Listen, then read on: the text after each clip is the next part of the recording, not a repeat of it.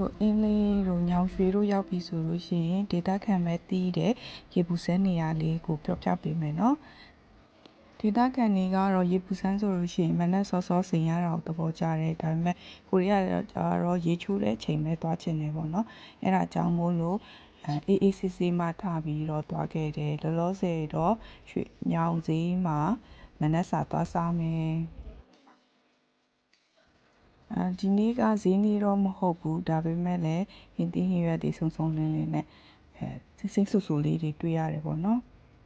ရွှေညောင်ဈေးထဲမှာကငါးတမင်းနဲ့တို့ဟင်းတုပ်တို့စားချင်တယ်ဆိုလို့ရှိရင်တီးတန်းဆိုင်ရှိတယ်တိုးဟူးနွေးတို့တခြားခောက်ဆွဲတွေဆိုလို့ရှိရင်တော့ခောက်ဆွဲဆိုင်တီးတန်းရှိရပါတော့သူတို့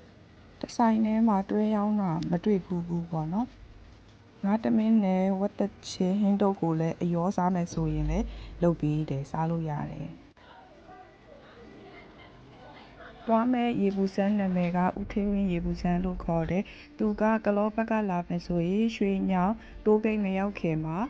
ဘယ်ဘက်ချမ်းမှာရှိရပေါ့နော်အထဲလေးကိုဝင်လို့ရတယ်။ပြီးခဲ့တဲ့ခေါက်လာတော့ကဒီဇင်ဘာဆိုတော့ဒီမှာလူတွေကအများကြီးပဲ။အခုကဧပြီရက်ခံကြတော့ဒေသခံတွေကမလာကြဘူးပေါ့နော်။လူတွေများတော့ဆိုလို့ရှိရင်ဒီမှာအဝတ်တွေလျှော်ကြတာ။ဒါမင်္ဂလိကန်ယောက်ျားလေးကန်ဆိုလို့တီးတန့်ခွဲထား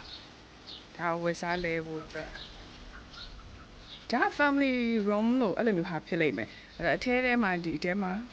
ရှည်ဒီထည့်ပြီးတော့မှာငါကျုပ်တော့တိတ်စားထား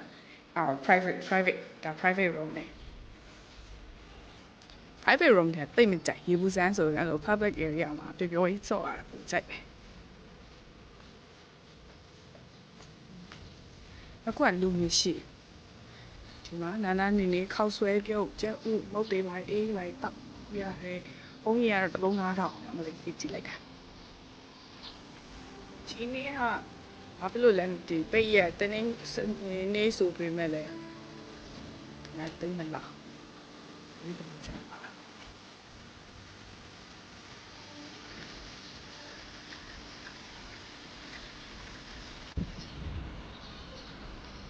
ဒါကလည်း privacy ဖြစ်မယ်ဒီခန်းလေးတောင်မှပိုပြီးစင်ပြေအောင်ပဲခုတငယ်ချင်းတွေနဲ့လာစားတောက်တော့ခုံလေးနဲ့ဒီမှာရေးစိတ်ဒါလေးကမိုက်တယ်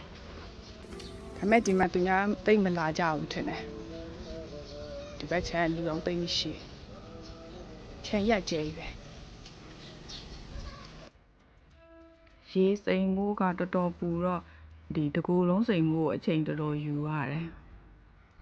ဝင်ကြီးကတယောက်မှ2000ပဲပြီးတော့ခေါင်းလျှော့ရေးပေးတယ်နောက်ကြတော့ဒီဘက်ကန်ကကလေးတွေစော့တာပေါ့နော်ပြီးတော့တိမ်လဲ